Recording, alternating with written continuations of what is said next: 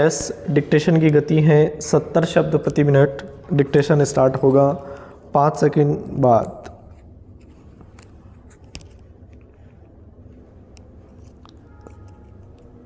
Start.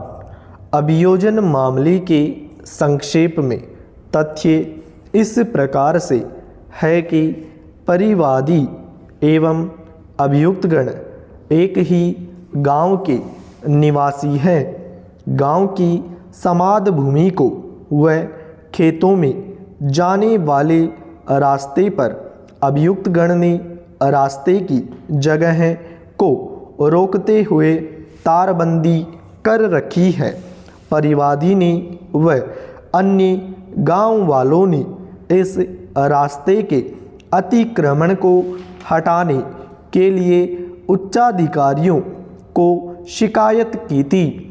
इसी बात को लेकर अभियुक्तगण परिवादी से रंजिश रखने लग गए। दिनांक 16/10/2013 को रात के करीब 8 बजे की बात है। परिवादी अपने नोहरा में परचून की दुकान करता है में बैठा था। तभी तीनों अभियुक्तगण हाथों में डंडे व बंदूक लेकर परिवादी की हत्या करने के आशय से मोटरसाइकिल पर सवार होकर आए। सुरेश के हाथ में टोपीदार बंदूक तथा रण सिंह व चंद्रभान के हाथों में लाठियां थी। आते ही सुरेश ने बंदूक परिवादी के सीने पर लगा दी और कहा कि तुझे रास्ता ज़्यादा चाहिए, तुझे अभी रास्ता दिलाते हैं। कहकर चंद्रभान ने परिवादी के पैरों पर लात मारी, जिससे परिवादी गिर गया और गिरे हुए के सुरेश ने बंदूक तानकर गोली देते हुए कहा कि इसका काम तमाम कर देते हैं।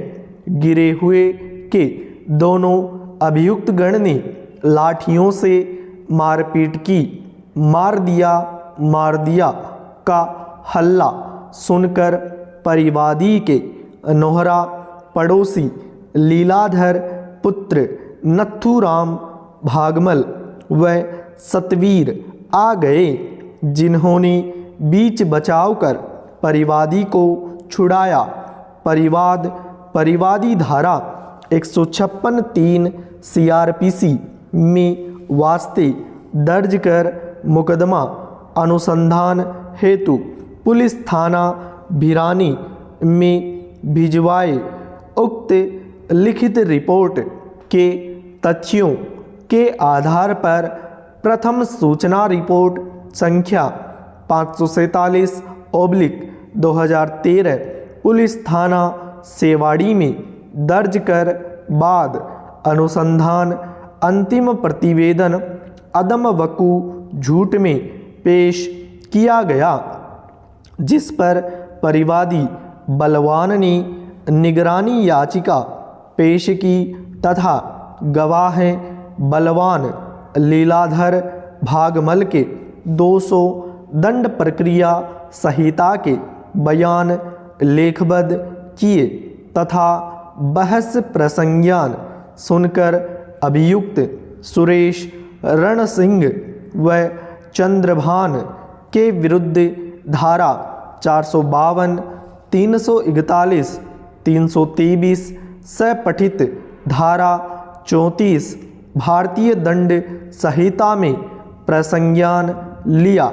बहस आरोप सुनने के उपरांत अभियुक्तगण को धारा 452, 341, 323/34 भारतीय दंड संहिता के तहत दंडनीय अपराध का आरोप पृथक से लिखित में विरचित कर सुनाया व समझाया गया, तो उन्होंने आरोपों को सुन व समझकर आरोपित अपराध से इनकार कर अन्वीक्षा चाही।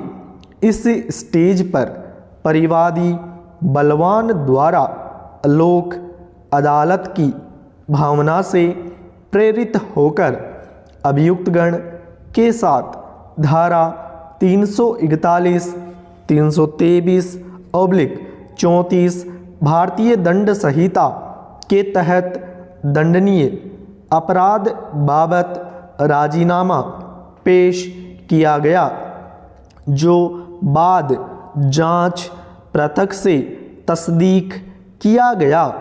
अभियुक्तगण सुरेश रण सिंह चंद्रभान को धारा 341, 323/34 भारतीय दंड संहिता जरिए राजीनामा दोषमुक्त घोषित किया। अभियुक्तगण के विरुद्ध अपराध अंतर्गत धारा 452/34 भारतीय दंड संहिता के आरोप बाबत विचारण शेष रहा।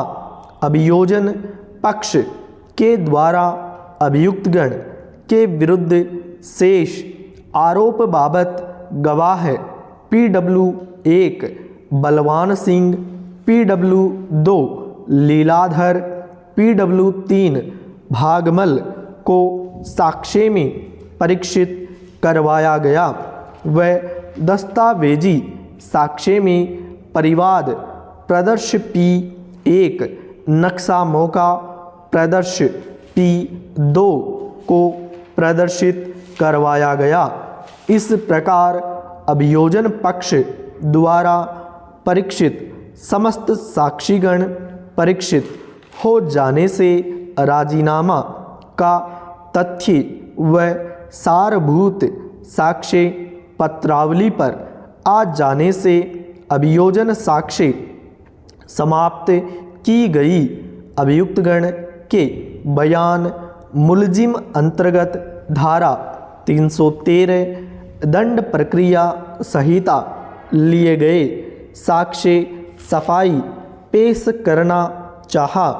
उक्त विचारणीय बिंदु के संबंध में दौराने बहस विद्वान अधिवक्ता अभियुक्तगण ने तर्क दिया कि अभियोजन पक्ष के साक्षीगण तथा परिवादी एवं चश्मदीद साक्षीगण पक्षद्रोही घोषित हुए हैं एवं परिवादी व चश्मदीद साक्षीगण ने अभियोजन कहानी की तायीद नहीं की है। स्टॉप, पूर्ण स्टॉप।